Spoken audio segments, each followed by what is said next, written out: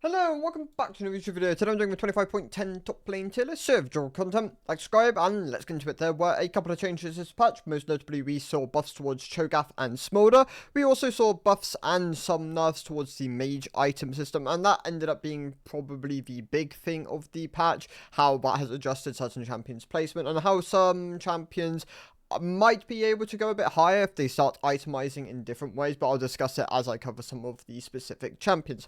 Let's get into it. So for DT, it's going to lead off with Udyr. Udyr, once again, is just in a really dire spot. I think this champion needs, like, a genuine, pretty sizable buff to, like, make him viable in top lane again. The nerf towards Liandry this patch does genuinely affect him quite heavily. He does oftentimes rush his item if he isn't playing, like, the unending Fimbulwinter combo, which is pretty bad as is. This champion's just in a rough spot. I'd recommend just completely avoiding him. There's just considerably better options to lean towards at the moment.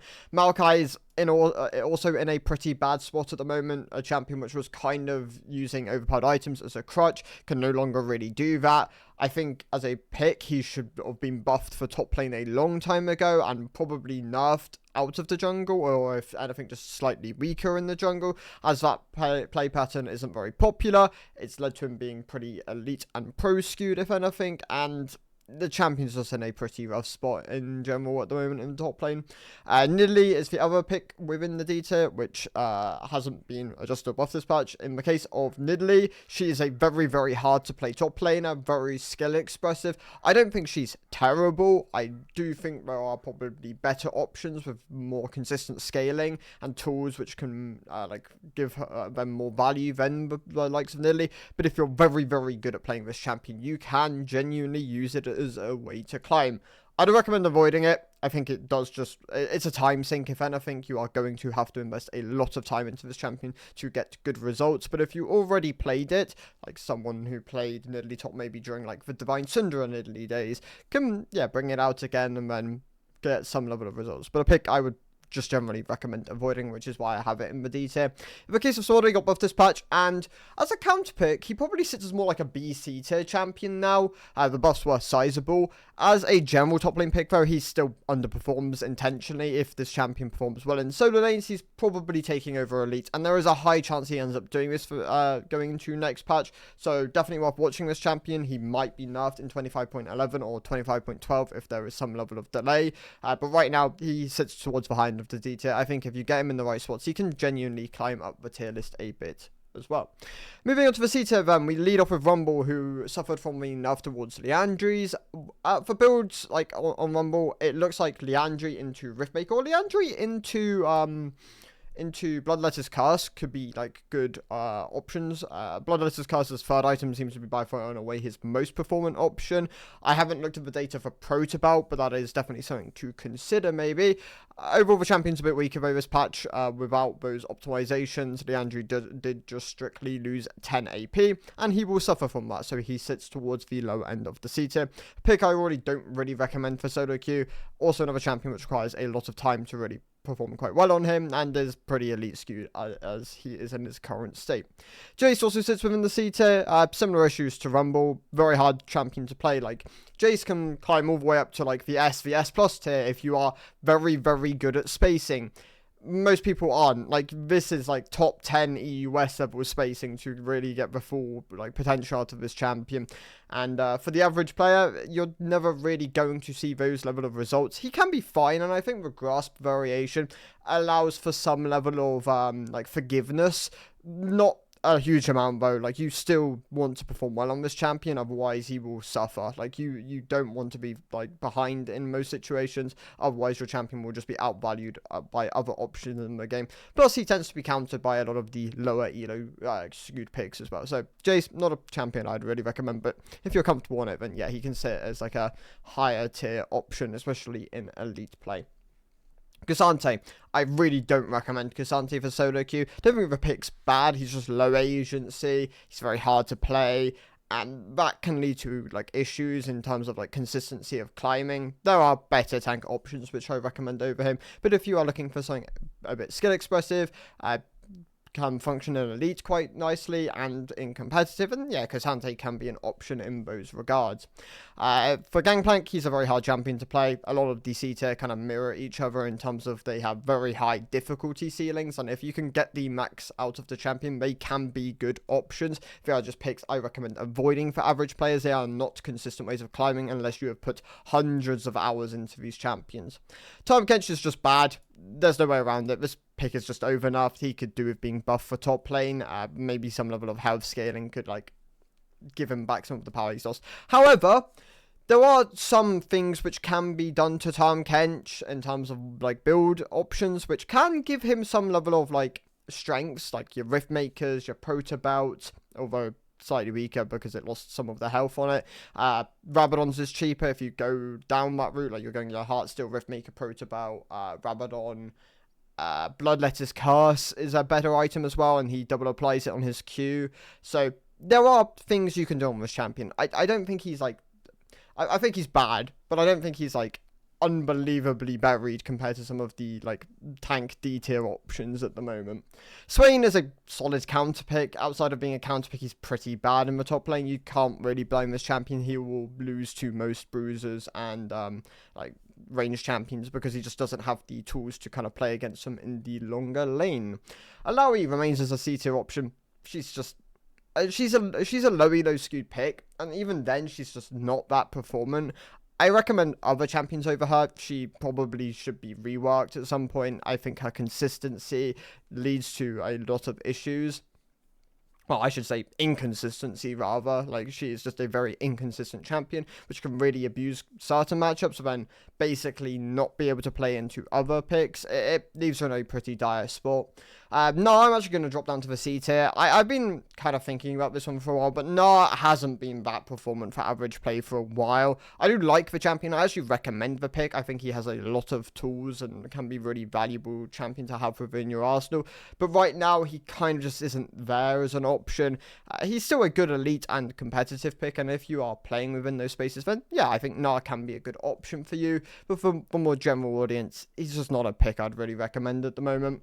The B tier then. So we lead off with Volibear, who did suffer from the Roa nerfs in the previous patch. He's fine. He's a slightly below average pick at the moment. I think if you're very comfortable on him, he can definitely work, and he can be very stat checking in certain matchups, especially the ones where the enemy doesn't have the tools to really interact with him. And if you know how to play Volibear, then yeah, this champion can definitely demolish games. He can snowball very aggressively, but he's a bit on the weaker side at the moment compared to some of the other options. And yeah, you should probably know your lethal thresholds, otherwise this champion can have some level of inconsistency with it. Gwen isn't doing that well for the average player. I think, probably not a very hot take here, but the Gwen changes were a pretty big failure. This champion's less popular, I believe, now. Well, she's not that popular at the moment, so... and I believe it's slightly less, or it might be slightly more still than the previous Gwen iteration, but it is on the decline as is. That being said, though, she's a lot worse for the average player. She's pretty elite and competitive bound at the moment, and even, with the mage buffs this patch to, like, the buffs towards Nasha, Rabadon, and Lichbane, she probably ends up getting nerfed because of her strength in elite again, which it's just not good. I think the champion really ended up missing the mark. She still isn't performant for the average player, even with the buffs towards the items which she primarily builds. And for that, I probably don't really recommend the pick at the moment. I leave her as like a low B tier option in the current state. Yon sits towards the low end of the B tier. He's not doing as well with the nerfs he received to his W. I think in the right matchups, and if you've put the time into him, he can still be a decent option, which is why I have him in the B tier. But if you don't already play him, I don't really recommend him at the moment. Aurora is also in a bit of a sticky spot in her current state. She's not that popular for both top and even for mid. She probably could do with a level of kit reshape because she can't really be buffed without becoming too oppressive in elite primarily. I don't think her competitive is breaking any sort of balance, but she is still present there. If you're comfortable playing Aurora, I think she can be a good option. If you don't already play Aurora, I probably don't really recommend the pick. Although the mage item like buffs towards the things like Ludens do help her. So she probably sits as more like a mid-beta option. still not a pick I'd really recommend unless you already have the games on her. And Bessa's a solid AD option. Good if you already play her. Not so good if you don't already play her, but you could put if you put the games into her, I do think she can be a very valuable champion to have within your arsenal. As long as you ban things like Renekton, for example, she tends to be a pretty safe option within solo queue. Fiora probably sits towards the high end of the beta. She's actually pretty performant for what she usually is. Like, Fiora rarely treads above rarely treads positive win rate for like average brackets of play, and I believe she is currently within that kind of area. She has her weaknesses, and you do need to put time into her. When Fiora is oftentimes like strong, she can usually get away with having some level of not having like full mastery of the champion. You can be a bit stat checky with like your vital proccing, and if certain champions can't really interact with you, then yeah, she can be a valuable champion. So I'd actually have her as like a high beta option at the moment. I think she's definitely performing quite well compared to like where Fiora probably averages as a champion. Rise stays relatively neutral to where he was pre-patch. The nerf towards Seraphs obviously affects him. He is a champion which opts into a lot of mana. The change differs depending on how much mana you have compared to the previous patch, because I believe it's gone from current to maximum mana, which is nicer for the tooltip. It makes it a lot more readable for like the average player. Like you can now like instantly go, right, this is the size of my shield, rather than it fluctuating depending on how much mana you have. The Rowan ups did also affect him in the previous patch though, so he probably sits as more like a low beta option. I think Rice Top, if you play it already and you're comfortable playing it, can be a pretty good pick because people don't know how to play against it. But if you don't already play it, it's probably not a pick I really recommend at the moment. Gragas, also a champion which suffered from Seraphs being nerfed. He doesn't really have that good of a tank iteration at the moment. And yeah, it does suck for him. So I think he probably sits as more like a mid to low beta option. Although AP Gragas builds can be pretty good. I actually played against what's his name, Sloppy Walrus, yesterday or something with the AP item buffs, and yeah, it's noticeable. The champion does do a sizable amount of damage, and if you opt into things like Domination Tree, then yeah, he can get access to a lot of lethal ranges, which the Grasp, like the slightly tankier alternatives of Gragas, don't really get access to. So Gragas, yeah, I'd say he's a pretty solid beta option if you play him. If you don't, then he's also a pick I would like debatably say probably not recommendable at the moment. Vayne, Varus, very volatile picks. If you already play them, then you'll probably still get results. If you don't already play them, you do need to put a lot of time into them. They are unique in the way they function in the top lane, and you are basically putting a target on your back when you are playing these champions. You will suffer being ganked more than the average champion because these picks get punished by it more than the average champion. So yeah, Varus, Vayne, I'd have them relatively similar to each other. Both can be very powerful in certain spots, and if you already play them, they can be pretty solid options. Tryndamere is fine. There's not much to say about this champion. If you already play the pick, then you'll continue to play the pick. If you don't already play the pick, then yeah, he sits with a lot of the other beta champions where I don't really recommend him in his current state, but he can get you results. Akali actually sits towards the high end of the beta in her current state. I think she could maybe even make the jump into the A tier, depending on where she kind of lands with a lot of the major item changes. I think the Protovolt change is pretty big for her. And one of the big important things of this patch is Horizon Focus. Looks really good on certain champions, but is very much underbuilt in a lot of situations. Even things like Vladimir, for example, might be able to opt into Horizon Focus because it's like a mini Rabadon's in a way. It gives you 110 AP flat and 25 haste, and Vladimir's a champion which really benefits from haste and really benefits from AP. It's like 600 gold cheaper as well. Obviously, it doesn't have the same level of scaling, but if you pair it alongside a Rabadon, then there is definitely some level of power there. That being said, Vladimir does have some level of build optimizations to be done. I think Riftmaker looks pretty bait early on into the game on this champion, and a lot of people still opt into it, so that is definitely something to be cognizant of. Not talking about Vladimir at the moment, though. Malphite, the Malignance buff helps him if you go AP Malphite. Generally, though, he's weaker because more people are playing mages, and Malphite doesn't really want to be playing into mages. I think he's a pretty underwhelming tank at the moment for how easy it is to play, so I'd say he's more like a mid-beta option. Nasus, I mean, right matchup can be really good. Wrong matchup can suffer a bit. I think the lower elo you are, the better it is for him, because he can oftentimes get to the points of the game where he is strongest and you won't be punished in laning phase. But the higher up you go, this champion will get punished and he becomes a lot more matchup specific. I think he's a good option though. I'd say he probably sits towards the high end of the B tier. Malphite maybe actually should be a bit higher because he's just relatively simple to play. Yasuo sits within the B tier. Great option. If you already have the games in Yasuo, I think he's a very strong pick in the top lane at the moment, especially as a counter pick. If you don't, he's a hard champion to play, and he is obviously a counter pick at the end of the day. Don't think you really want to be blinding Yasuo top, but yeah, I think this pick definitely has its strengths at the moment. Sits as a solid B tier option. Jax, good pick. They're always going to have some level of value within the game, no matter, I mean, I'd say no matter how weak. Like, if he's weak, then he will definitely struggle, and, yeah, he's not as recommendable as a pick, but he's fine at the moment. He sits as a pretty solid B tier option. Sion, great blind pick. Very, very, very good blind pick champion. If you are looking for a tank which has few losing lanes and can oftentimes actually find solo kill angles and can opt into some level of damage if he needs to, then Sion is a great champion for you. He probably sits as he might even sit within the A tier because of his blind ability, but you are giving up some level of agency by just playing a tank within the top lane, which doesn't have quite as much damage as like your bruisers and your juggernauts, which, I mean, like, makes sense, obviously.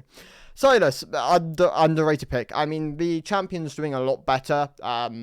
As a counter pick, he's good. Like, Silas has always been a pretty good counter pick. But more generalistically, with some of the itemization choices people are doing at the moment, opting into grasp in specific matchups and still using him as a counter pick, but just as a more effective counter pick, yeah, can give him a lot of power. And I think he's a pretty solid B tier champion at the moment. That being said, though, I do think the rocket boat changes probably end up maybe even trading slightly positive. Actually, yeah, probably sits towards behind of the B tier.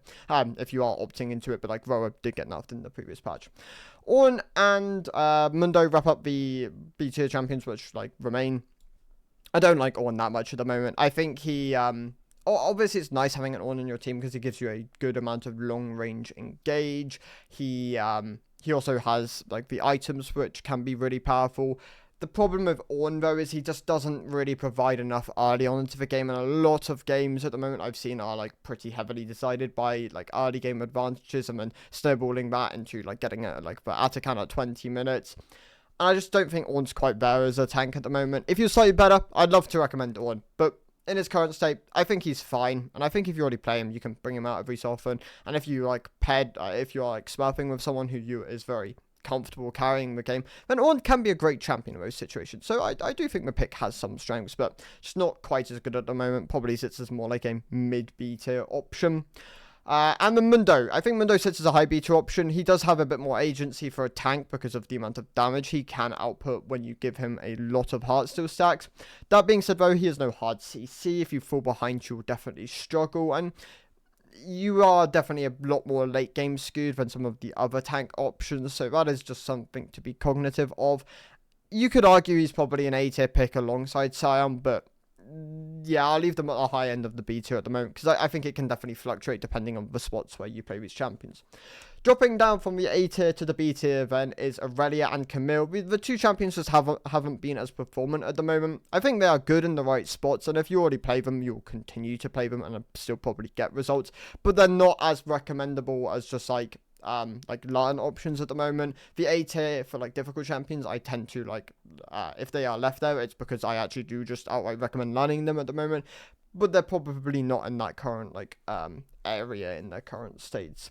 Moving up, actually no one's moving up to the A tier, into the A tier then. So we lead off with Quinn, who is a solid option still, even with the changes towards Symbiotic Souls. This champion did get just strictly buffed in the last split, and she's been relatively performant since. I think if you play Quinn at the moment, she's a great option. You can learn her, and you should be able to get good results. She is an unpopular champion. People won't know how to play against Quinn effectively. And yeah, I think this champion's got good strengths to it, so I'd have it as a pretty solid A tier champion. Garen is being adjusted in 25.11, being pushed more towards bruiser builds rather than the crit kind of like one-shot orientated builds he has at the moment, which is good to see. I think the current builds are pretty degenerate in how they function, and he has to one-shot you, otherwise he doesn't really have the tools to like kind of sustained combat pattern against people, because he doesn't have quite as much durability as like other bruiser options, especially if you are opting into crit items on the champion. That being said, though, I think he's still a pretty solid low A tier champion at the moment. He's not too difficult to play and should get you good results, especially if you just if you understand the functionality of the kit and try not to, and like you play him as more like an assassin on the current patch. Trundle, great stat sticky option. Pick him in the right matchups and you will always get value out of this champion, because he can just sit on sides and hit towers, and eventually he will get to your nexus. He's a bit lower agency than some of the other top lane options because he doesn't have the same level of mobility. But as a split push champion, he's great. He's a great option, and he's very easy to play. Up there as one of the easiest champions to play in the game. Pantheons, it's an A tier pick. I think in the right matchups, he can be a very solid option. And if you already play him, then yeah, I'd say he's pretty good. But if you don't play him, it can be a bit of a learning curve. I think you do have to very much push your early game. If you give up a lot of that power, like the amount of damage you do early on, then you would definitely be better off looking towards other options. But if he can be an incredibly oppressive laner, the Q damage is insane. Has just so much range with it as well. Like they did a buff not too long ago where they increased the range, but then made the width slightly smaller, and that really helped him, especially as a top lane option, because he can oftentimes prod people without putting himself in range of being traded onto. So yeah, Pantheon, I'd say he's a pretty solid A tier option at the moment. Renekton, high A tier option, doing very well at the moment. He is the jack of all trades top laner, and they buffed him all too, in the previous patch, or the patch before that. I can't specifically remember. But, yeah, he benefited from it. So he sits as more like a mid to high end A tier option at the moment. But, yeah, just generalistically, having Renekton in your arsenal, he's a great pick for that. So, yeah, definitely very deserving of a recommendation of play.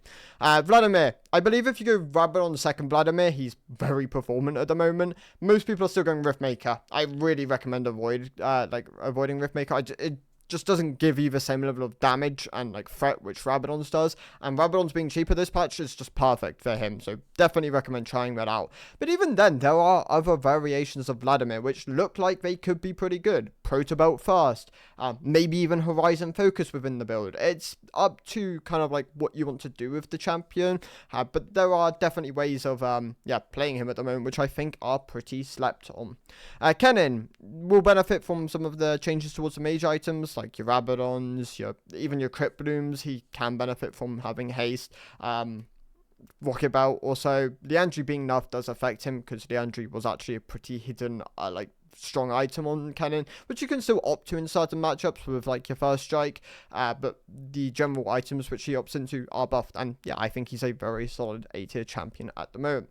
Darius, if you understand the strengths of this champion can bring to the table, especially early on into the game, and how well he can snowball, I think he's a great option. If you struggle with that, then I would recommend other picks. I think Darius has a pretty core audience of people who perform on him, and if you struggle with that kind of identity of a champion, then he can definitely be pretty I wouldn't say punishing to play, but you just won't really get the consistent level of wins which some of the Darius mains get. But if you are willing to learn from them and you opt into kind of the playstyle which he needs to really function as a champion, I think he's still a great pick, very deserving of an A tier spot at the moment. And Raider hit a very high rank in career. If you are looking for a Darius player to watch, I will recommend Raider. I think Raider is an incredibly good Darius player.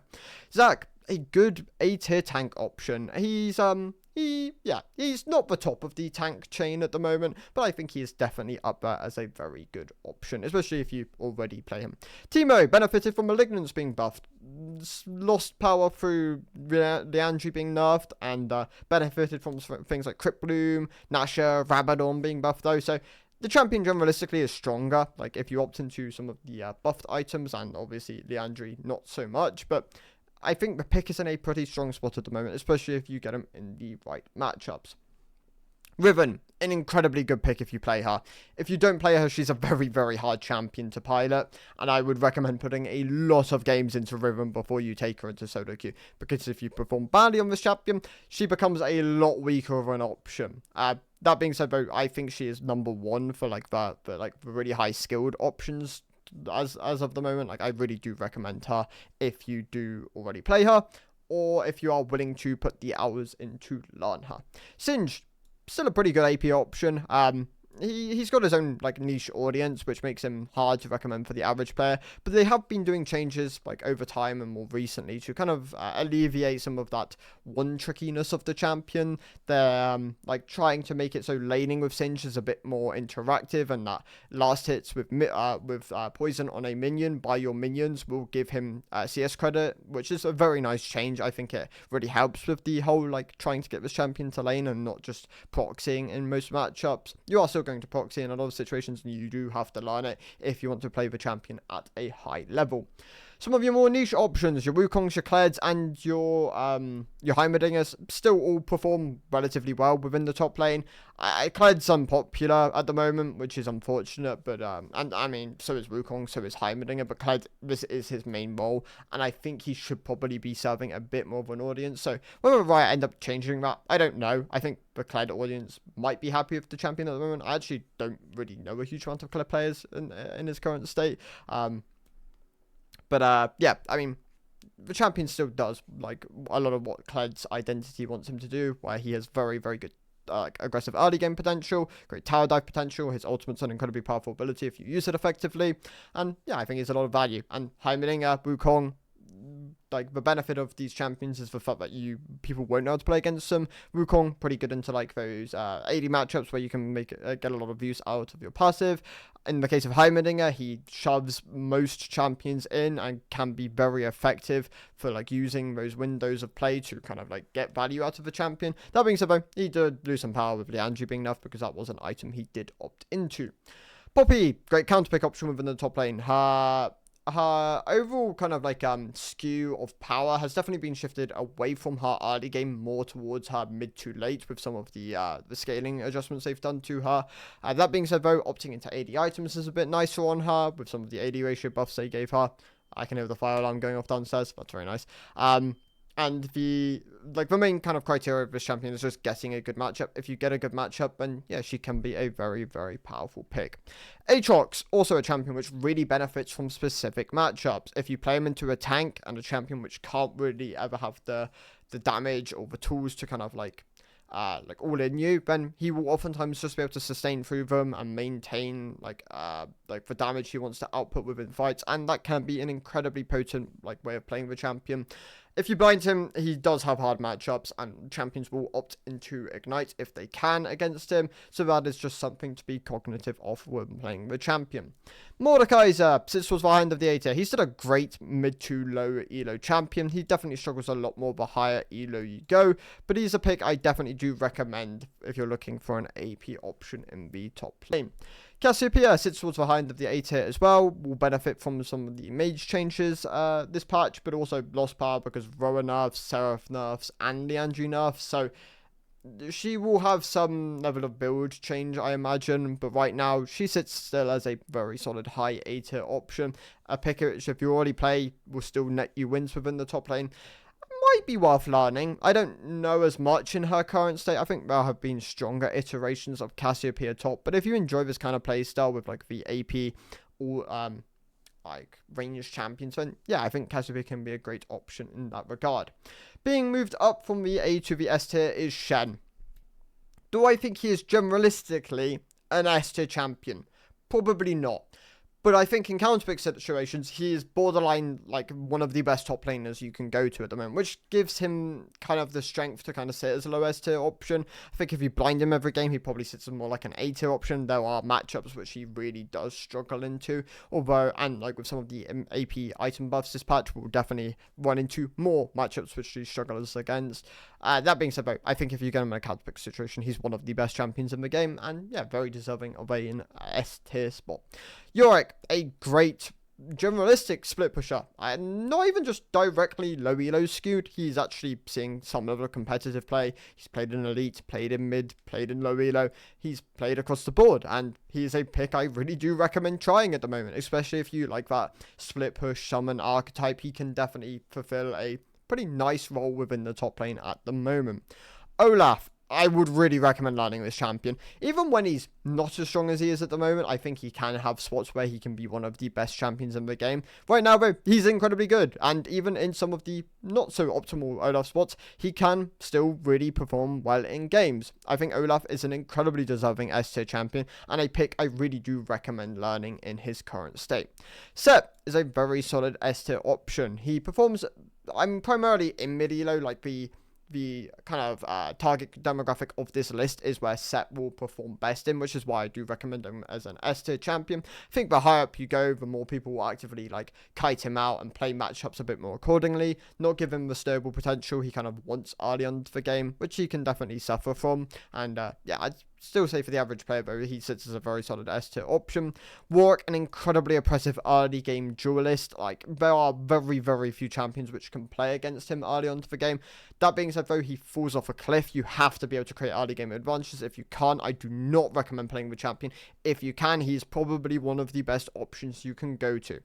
Urgot, my OTP, OTP at this point. I'm playing him primarily most of this split. He's just been good all split, and well, even all season. This champion is one of the picks I really do recommend people play. He has he just has so many strengths at the moment, and people don't punish his weaknesses, which gives him so much value, especially in mid and low elo, where he is a very, very oppressive level 13, level 15 champion, and most picks just can't really play against him at those spikes. And at those spikes, you will play for Atakan, you'll play for Third Drake, you'll play for Baron, and that's where, as a champion, being really strong is incredibly valuable at the moment. He did lose some power with Swifties being nerfed, and he doesn't have a huge amount of build variety, but he is still one of the premier S tier options at the moment.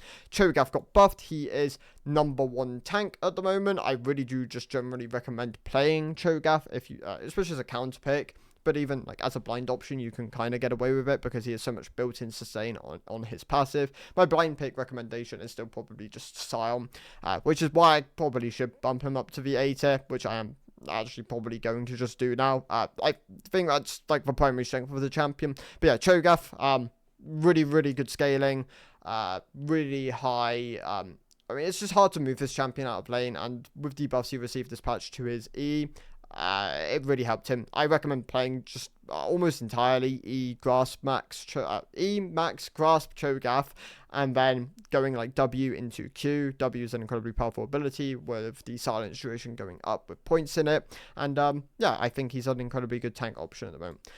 That being said, though, the #1 champion I recommend in the top lane at the moment is Kayle. 3 of her items got buffed, and she was already one of the best top lane options in the game. She, in the right spot, is Thanos at this point. She is just an incredibly good counter pick. People won't punish you in low elo, and you, like, the laners which punish you, you will outscale.